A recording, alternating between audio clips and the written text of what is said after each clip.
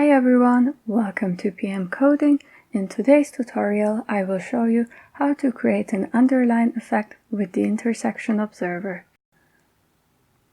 If I refresh the page, you can see that the main title gets an underline appearing from the center. Then, if I scroll down, the other titles that I have added to this page get an underline which appears from the left. So, let's get started. I've created the HTML for this page already. I will link the complete code below so you can have a look at it through my GitHub. At the top I have a header with the H1 in it. This H1 has the ID of site title and gets the underline from the center. Then I also have a main section which has several other sections in it. Each one of these has an H2, which gets the underline from the left. To begin with, I will style them. I will first style the H1 that is at the top of the page and has the ID of site title. As you can see, it already has some very basic styling applied to it. I will zoom in just to ensure that you guys can see what I'm doing. And next I will add the underline. To do this, I will use the pseudo selector after. In order for any content to show up, I need to specify it, and I will give it an empty string. I want to position it relative to the site title, so I will give position relative to the H1 and position absolute to the after. Then I want to position it 0 pixels from the left of the site title and 10 pixels from the bottom. I will give it a width of 100% and a height of 3 pixels. In order to see it, I will also give it a background color, and I'm just using this color I saved in a CSS variable. Now if I save this, we should see the changes. I have live server enabled, so every time I save the style, it updates the website. And as you can see, we can now see the underline below the H1, but we cannot see the underline below the H2s. One thing I wanted to point out is that you have to apply display inline block to the H1s and H2s. If I remove this, the underline becomes wider as the H1 becomes a block element and stretches as far as there is space instead of occupying as much space as the content requires. Of course, I only want the underline to show up when I use the Intersection Observer, so I'm going to set its width to 0 by using transform scale x 0. 0 specifies that the width should be 0. I'm also going to use a transition, and I'll apply that to transform, and I'll give it 0.5 seconds and ease in. Now if we have a look at it again, you can see that it is no longer visible. The styling for the H2 underlines is pretty similar, so I will just copy the code and paste it and make minor adjustments.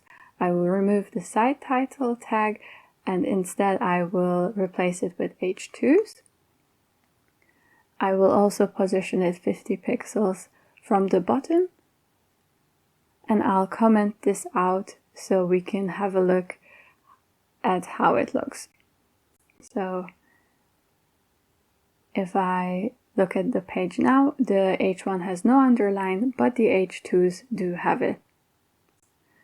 So I'll comment that back in. And next I'll do the JavaScript. I only want this JavaScript to be executed when the DOM has fully loaded. For this, I will attach an event listener to the window object. So I'll use window, add event listener, and the event we're looking for is DOM content loaded. And once this is done, a function called setup should be executed. So I'll define the setup function, and first I will save the H1 and the H2s in a variable. The h1 I will save in a variable called const title, and I will use document get element by ID to access it.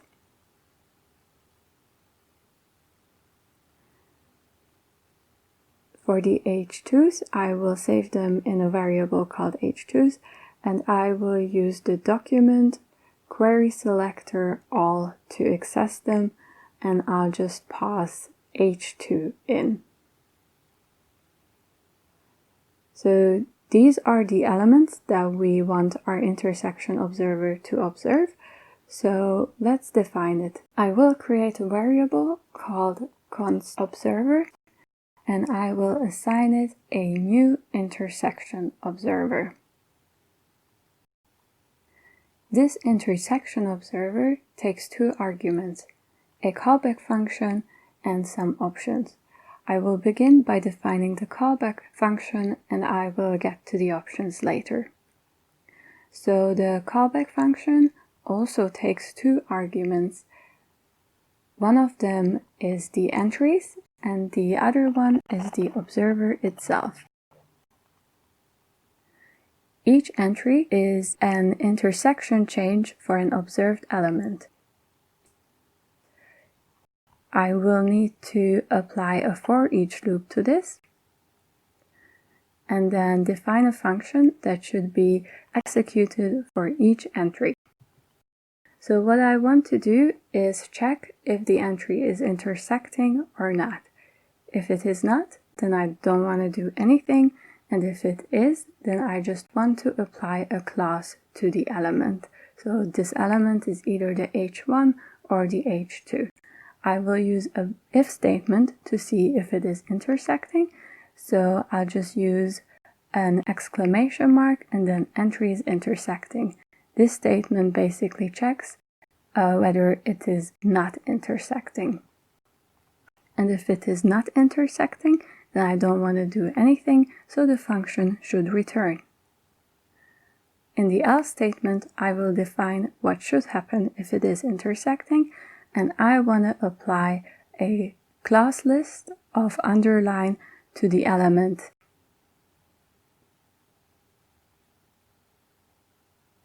Then I also want to stop observing the element, as the underline will already be applied, and we will get the effect of the underline, which we saw at the beginning. So now I will add the second argument, which is the options. I will just add options here, and then I will create the variable. So the options holds an object, and the first thing we will specify is the root. So for the root, I will leave the default value of null.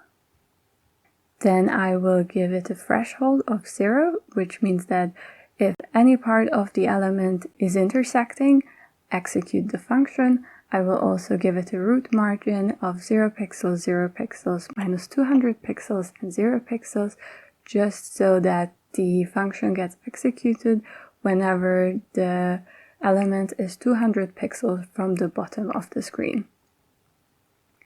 Now that we defined the intersection observer, we just need to tell it to observe our elements.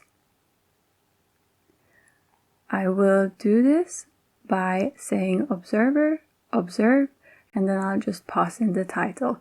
This will observe the h1. Then, as we have several h2s, I can't do the same for them. I will first need to use a for each statement,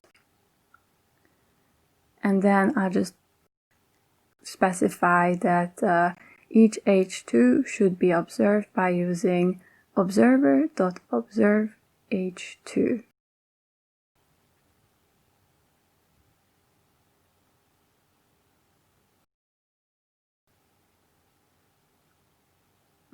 So this is all the JavaScript we need. Now I will define the underline class.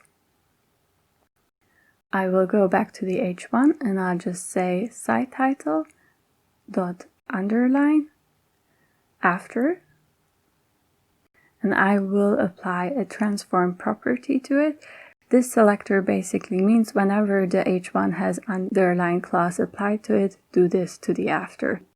And we want to increase the width to 100%, so I use scale x1. And if I reload this, you can see that the underline comes in from the center, so it's working. I will do the same to the H2s. I'll just say h2.underline after, and I'll do the same. Use a transform, and I'll increase the width to 100% by saying scale x1. If we have a look and start scrolling, we can see that the underline comes in. However, it comes in from the center, which looks great at the top, but not so much for the H2s. I want to change that by making it appear from the left. So I'll use a transform origin, and I'll give it the value of left. This will achieve that the underlines come in from the left. Right now the underline stretches the complete width of the H2, but you can adjust that if you'd like. So instead of width 100%, you can say 50%. This will make the underlines shorter, but they will be different for H2, so you can give it a value in pixels so that it's uniform. Here I gave 25 pixels, which is a bit short, so I'll adjust it to 100, which looks better. So now, if I refresh the page again, you can see that the underlines are working. The top is coming in from the center, and the H2s have the underline from the left. So basically, this is everything I wanted to show you in regards to this tutorial. I hope you enjoyed this video. If you did, please subscribe. I put out tutorials every week. Thanks so much for watching, and I hope you have a lovely day.